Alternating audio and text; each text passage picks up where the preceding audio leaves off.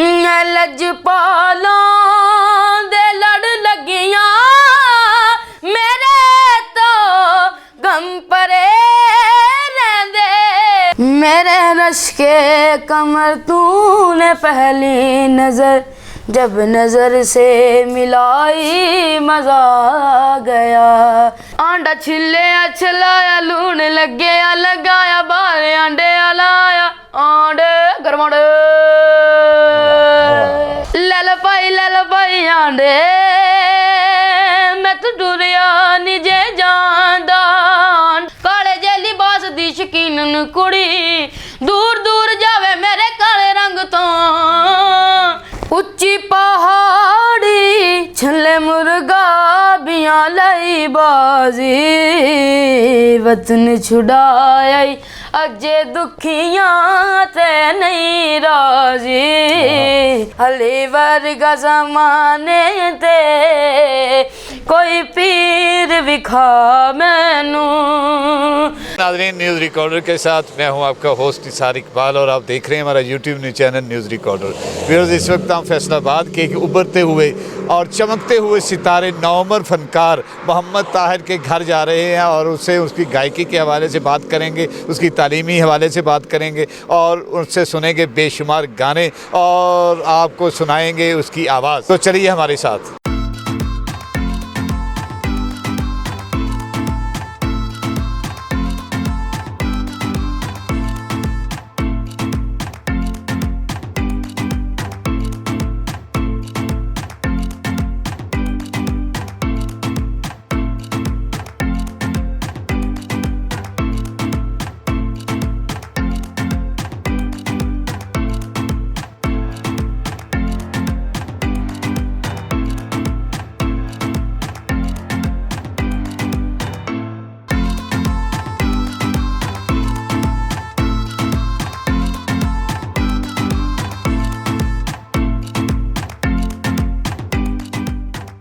जी तो नाज़रीन, इस वक्त हम पहुँच चुके हैं फैसलाबाद के होनहार सपूत इकबाल के शाहीन मोहम्मद ताहिर के घर, जिनकी आवाज़ के जादू ने हमें यहाँ पर आने पर मजबूर किया कि हम उनके घर में आएँ और उनका इंटरव्यू करें, उनकी आवाज़ सुनें और उनसे मज़ीद बातें करें। आइए आपको मिलवाते हैं मोहम्मद ताहिर से। अस्सलाम वालेकुम जी मोहम्मद ताहिर, कैसे हैं आप? ठीक, खैर वाफियत से हैं?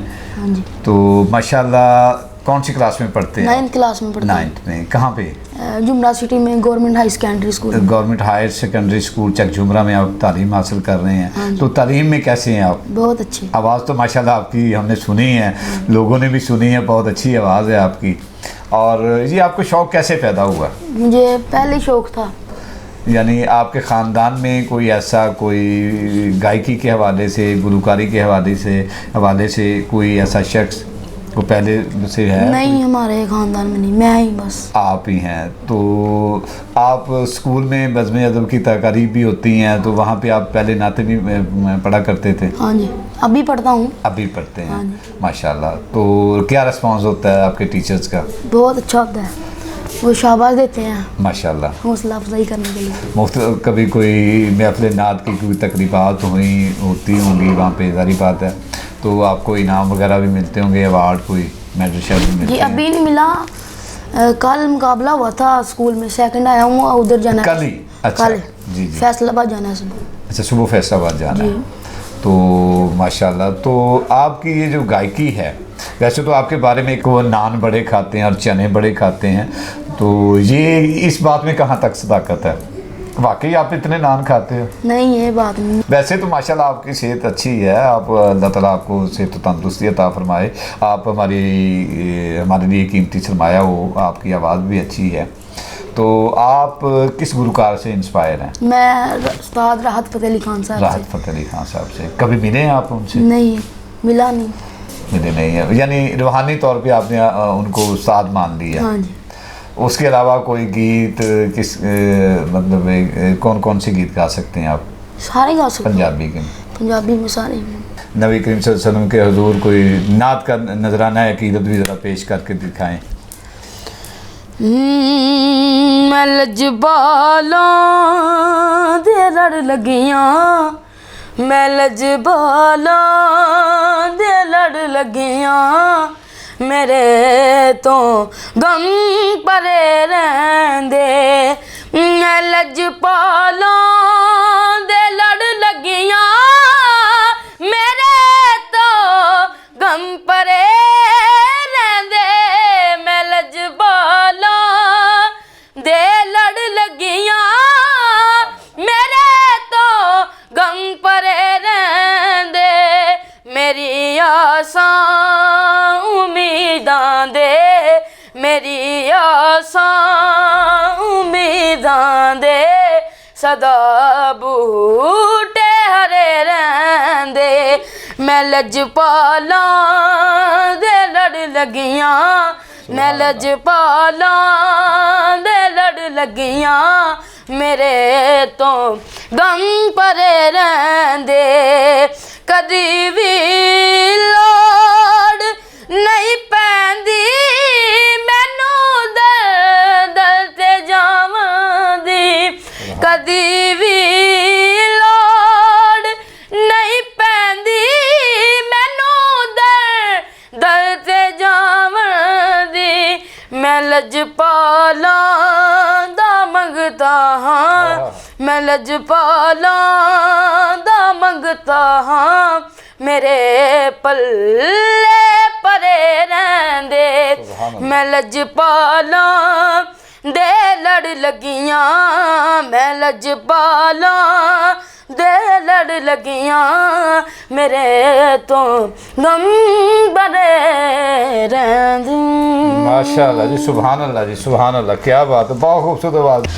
दिल विच वसिया शहर मदीना शहर मदीना लूलू रचिया शहर मदीना दिल विच वसिया शहर मदीना शहर मदीना पाक नबी दे दस मेहमाना पाक नबी दे दस मेहमाना कैसा लग्या शहर मदीना दिल विच वसिया शहर मदीना शहर मदीना रहमतां उत्थे लाइयां जड़ियां रहमतां उत्थे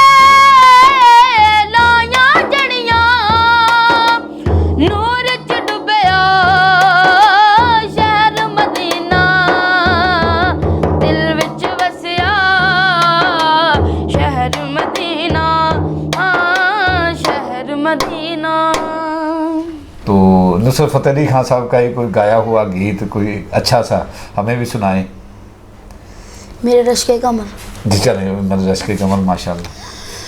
मेरे रश के कमर तूने पहली नज़र जब नज़र से मिलाई मज़ा आ गया मेरे रश के कमर तूने पहली नज़र जब नज़र से मिलाई मज़ा आ गया जब नज़र से मिलाई मज़ा आ गया बर्क सी गिर गई काम ही कर गई बर्क सी गिर गई काम ही कर गई आँख ऐसी लगाई मज़ा आ गया मेरे रश के कमर तूने पहली नज़र जब नज़र से मिलाई मज़ा आ गया। वेल डन जी, वेल डन माशाल्लाह माशाल्लाह, बहुत अच्छे जी। और इसके अलावा आप मतलब कोई और हमें पंजाबी में भी कोई सुनाएं। उच्ची पहाड़ी छले मुर्गा बिया लाई बाजी वतन छुड़ाया अजे दुखियां ते नहीं राजी वतन छुड़ाया अजे दुखियां ते नहीं राजी उच्ची पहाड़ी छले मुर्गा बिया लपैया लाई बाजी वतन छुड़ाया अजे दुखियां ते नहीं राजी वतन छुड़ाया अजे दुखियां ते नहीं राजी बाजार विकेंदियां कंगियां बाजार विकेंदियां कंगियां असां तेरियां खैरा मंगियां नाले रो रो रातां लंगियां उच्ची पहाड़ी छले मुर्गा बियां लाई बाजी वतन छुड़ाया अजे दुखियां ते नहीं राजी वतन छुड़ाया अजे दुखियां ते नहीं राजी। माशाल्लाह जी आपने बड़ा दुख भरा गाना सुना दिया है पंजाबी का और बड़ी अच्छी आवाज़ है जी। मैं अपनी तरफ से जो मेरे दोस्त कहते हैं कि ये मुझे हमें पसंद है ये सुनाओ तो मैं आपके सामने पेश करना चाहता हूँ जी। करें जी जी बिस्मिल्लाह बिस्मिल्लाह। कभी कभी ये मुझे सताए कभी कभी ये रुलाए कभी कभी ये मुझे सताए कभी कभी ये रुलाए फ़कत मेरे दिल से उतर जाएगा फ़कत मेरे दिल से उतर जाएगा बिछड़ना मुबारक बिछड़ जाइएगा कभी कभी ये मुझे सताए कभी कभी ये रुलाए मैं समझा था तुम हो तो क्या और मांगू मेरी जिंदगी में मेरी आस तुम हो ये दुनिया नहीं है मेरे पास तो क्या ये दुनिया नहीं है मेरे पास तो क्या मेरा ये बरम था मेरे पास तुम हो कभी कभी ये मुझे सताए कभी कभी ये रुलाए। जी जब मैं स्कूल में जब फ्री होते हैं ना जो पीरियड नहीं होता जो उस्ताद नहीं आते बिल्कुल हमारे जो इंचार्ज साहब हैं ना इमरान शाह साहब बहुत अच्छे उस्ताद हैं वो जब हमको बहुत अच्छी नसीहत देते हैं हमारे उस्ताद बहुत अच्छे हैं अल्लाह उनको सेहत दे हमें कामयाब करे। और जब हमारा पीरियड फारग होता है और हम फ्रेंड जो मेरे फ्रेंड्स हैं ना वो कहते हैं कि ये सुनाओ हम शुक्ल मेला लगा लेते हैं। जी जी अच्छा तो वो मैं सुनाता हूँ ये आपके लिए फरमाइश में।